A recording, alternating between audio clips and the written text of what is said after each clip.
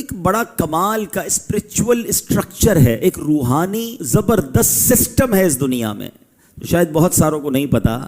ہمارے ملک کا سسٹم ہوتا ہے کہ وزیر اعلیٰ ہوتے ہیں، صوبے کے گورنر ہوتے ہیں، پھر وزیر اعظم ہوتا ہے، پھر صدر ہوتا ہے، پھر کچھ ممالک کا آپس میں اتحاد ہوتا ہے، تو کوئی کانٹیننٹ کے بیس پر دنیا کا سسٹم جو ہے وہ چلانے کے لیے بڑے سسٹم بنائے گئے ہیں۔ اولیاء کرام کا اس پوری دنیا میں ایک روحانی اسٹرکچر ہے، یعنی اس پوری دنیا کے نظام کو چلانے کے لیے کس طرح ذمہ داریاں بانٹی گئی ہیں۔ اب سنیے، اقطاب یہ کتب کی جمع ہے، اور کتب اللہ عز و جل کے ایسے عظیم الشان ولی کو کہتے ہیں جو ایک زمانے میں اور ایک وقت میں ایک ہی ہوتا ہے، پوری دنیا میں ایک ہی کتب ہوتا ہے، اسے غوث بھی کہتے ہیں۔ اور کتب اللہ عز و جل کا نہایت ہی مقرب اور اپنے زمانے کے تمام اولیاء کا سردار ہوتا ہے۔ وہ غوث اعظم تھے، بلکہ غوث اعظم کی شان تو یہ ہے کہ علماء کہتے ہیں اگر آج بھی کسی کو ولایت ملتی ہے نا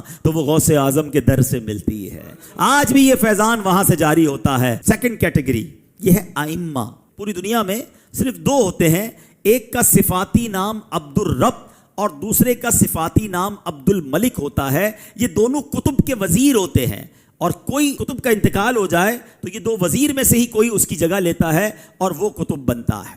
تیسرے نمبر پر آتے ہیں اوتاد۔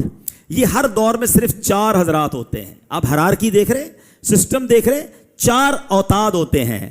اللہ عز و جل ان چاروں کے ذریعے جو 4 ڈائمنشن ہیں، east west north and south, ان چاروں جہتوں کی حفاظت فرماتا ہے۔ سب کے پاس ایک ڈائریکشن ہوتی ہے جس کو یہ دیکھ رہے ہوتے ہیں۔ چوتھے نمبر پر ابدال، یہ ہر دور میں 7 ہوتے ہیں، ان کے ذریعے اللہ تعالیٰ 7 زمینوں کی حفاظت فرماتا ہے۔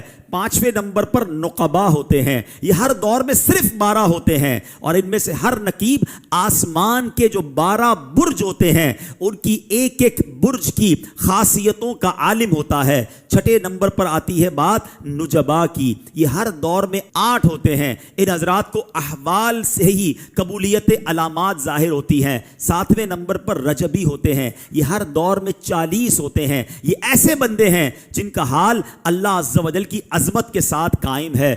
8ویں نمبر پر سنو، ہر زمانے میں یہ 300 افراد ہوتے ہیں جن کو کہا جاتا ہے، خود نبی پاک کی حدیث ہے، یہ قلب آدم پر ہیں۔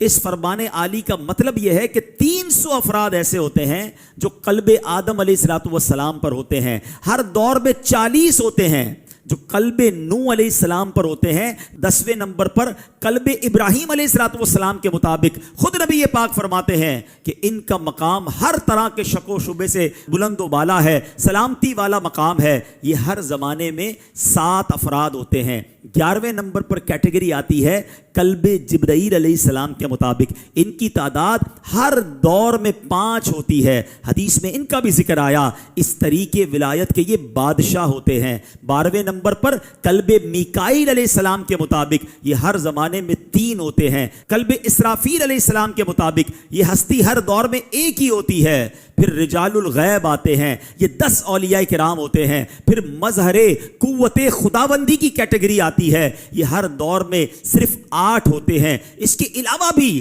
اولیاء العظام کی بے شمار قسمیں ہیں، مثلا الہیون، رحمانیون، رجال الغنی، بدلا، رجال الاشتیاق، عباد، زہاد، رجال الماء، قرہ، احباب، محدثون، اخلا، ورثہ، صدیقین، شہداء، صالحین، قانتین، صادقین، حامدین، ذاکرین، صابرین، واصلین، کرماء وغیرہ۔ یہ اولیاء کرام ہوتے ہیں جو ساری دنیا میں پھیلے ہوئے اللہ کے بندوں کی ہدایت اور رحمت کا سبب ہوتے ہیں۔ سبحان اللہ، ہم اللہ سے یہ دعا ضرور کر سکتے ہیں کہ اللہ جہاں تو نے اتنوں کو ولایت سے نوازا ہے ہمیں بھی اپنی ولایت سے نواز دے۔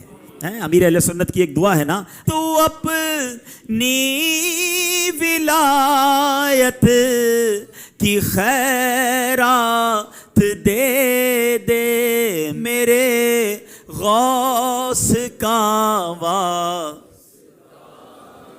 آمین آمین یا رب العالمین۔ تو یہ بات سننے کے بعد سیکھنے کو پتہ ہے کیا ملا؟ یہ جتنی میں نے کیٹیگریز بیان کی نا، ان کی گاڑی پر کوئی جھنڈا نہیں لگا ہوا ہوتا۔ ہاں، ان کی گاڑی کی نمبر پلیٹ چینج نہیں ہوتی کہ یہ ابدال کی گاڑی جا رہی ہے، کتب جا رہے ہیں۔ یہ جتنے لوگ ہیں نا یہ گمشدہ ہیں اور اللہ کی بارگاہ میں ان کا یہ مرتبہ ہوتا ہے.